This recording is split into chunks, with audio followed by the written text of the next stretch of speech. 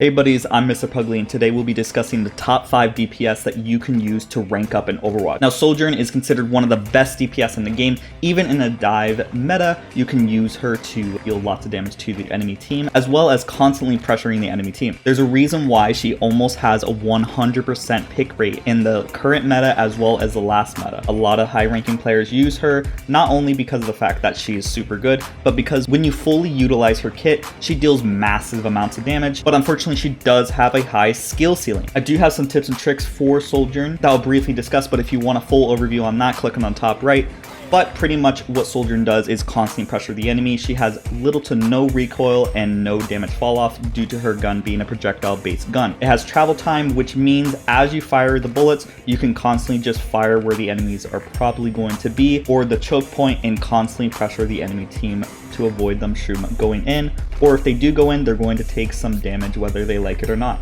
She also has a nice kit that allows her to escape and engage and reposition with her sliding jump ability, as well as having a snare and slow ability for the occasional area denial, and it acts as a slow, which obviously means you can use it to prevent enemies from escaping, as well as having an easier time to land your headshots. Speaking of your headshots, when it's fully charged, it easily clears a DPS or support with one shot and has a pretty big area of effect, which means that landing those headshots are a lot easier than, say, with a Widowmaker. You combine all that and she's pretty much one of the best DPS, or the best DPS in the entire game. Probably won't be seeing any changes on that because she's a new character, but we've been surprised in the past. Next, let's go over to Reaper. Now, Reaper is a very popular character only because of the fact that he has a lot of survivability, which means constantly get lifesteal, as well as having escapes and ambush tactics with his Shadow Step. His Wraith form obviously reloads his guns, which means you can fire your entire magazine and then instantly reload your guns if you need to confirm a kill or even continue the team fight. Reaper is usually always a high pick character due to the fact that there's always going to be a tank on the enemy team. Reaper's entire job is really to kill tanks, and if there's going to be tanks on the enemy teams,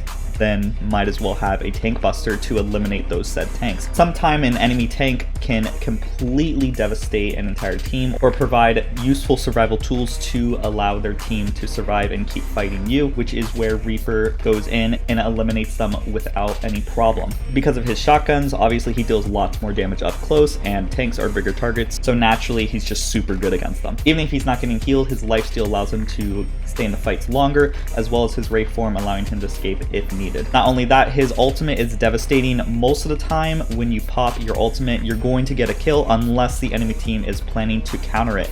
Otherwise, you're going to get a confirmed kill every single time you pop it, which is extremely valuable in Overwatch. Confirmed kills win games in Overwatch. Speaking of super good ultimates, let's move on over to Sombra. Since we're on the topic of ultimates, her ultimate pretty much allows you to half the enemy's HP with one button click, which is insane, as well as prevent them to use abilities for a few moments, as well as giving you a nice debuff on the enemy to deal even more damage, allowing you to easily confirm kills. You can shut down ultimates, you can prevent characters from doing their entire game plan, and easily confirm kills with this one ultimate. That's why Sombra is so good. Not only that, she has a great amount of mobility, which means she can run around the map very easily, as well as having nice translocator escape skills, as well as preventing the enemy team from getting health packs. Getting a health pack in a team fight can sometimes change the paradigm so much that allows you to win, so preventing the enemy team from even getting a health pack is massive. Not only that, she can be invisible and easily flank because of it, as well as hack while she's invisible, easily shutting down ultimates, or even, as I said before, an entire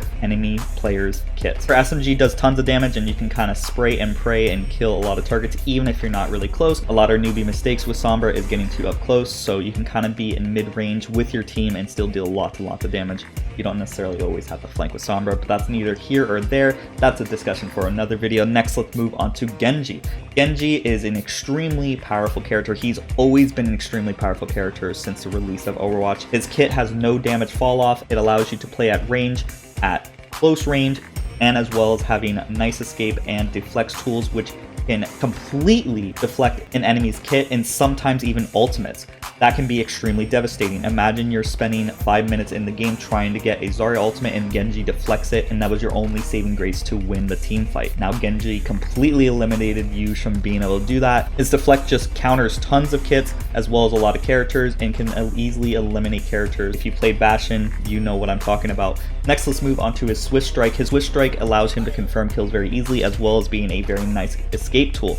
If you've ever played against a Genji, you probably are really familiar with him constantly swift striking when he's using his ultimate. Whenever he gets a kill on any ability, his swift strike is instantly refreshed, which means you can activate it again, and you can even use it to animation cancel his sword swings, which is crazy, allowing you to get to up to 9 sword swings, which is crazy because usually it only takes 2 to kill you. If you can get up to 9, you're going to at least get 2 or 3 kills, which is awesome. Genji's ultimate is really confirmed to always get a kill. His swift strike does lots of damage, allowing you to confirm a kill and escape in the same kit, so he's very versatile and probably will always see play. And if you made it this far in the video, don't forget to like, comment, subscribe, and of course, let's move on to Soldier. Now, Soldier is a very powerful character. He's kind of your basic Call of Duty character where you can deal lots of damage from afar as well as mid-range.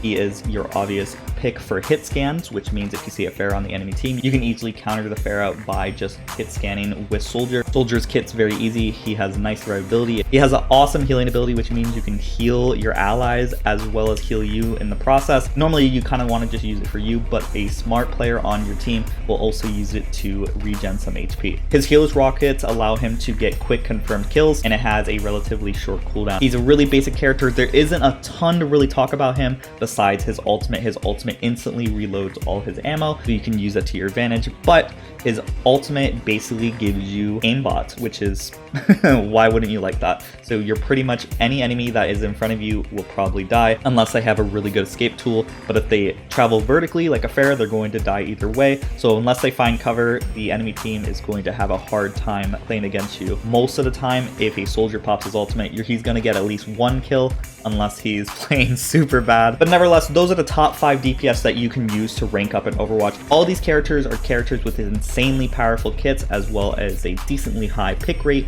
In terms of Sojourn, it's like 100% almost. They have almost everything going for them, and your team will always be glad when you at least pick one of these. I will say before I end the video, Sojourn once again is an extremely high skill ceiling character, so if you're maybe bronze or silver, you can certainly use her, try to pressure the enemy, from staying afar and constantly firing, but don't be afraid to switch to a new character if it doesn't work for you. If you try any of these characters and it doesn't work for you, it's not your play style, any of these characters can potentially not be the character for you, and that's okay. A big thing in Overwatch is learning how to play every single character, so be patient with yourself. Eventually you'll be good with any character you practice on. Practice makes perfect, blah blah blah, and all of that shebang. And as always, don't forget to like, comment, subscribe, and a big shout out to the members who make these videos possible. We got Clairvoyance, Rick Iglesias, Cameron, and Wishkeeper. These are the people who support me as little as $5 a month, and you can support me as little as $5 a month on Patreon and YouTube. But as always, I hope you all have a great day, and bye-bye.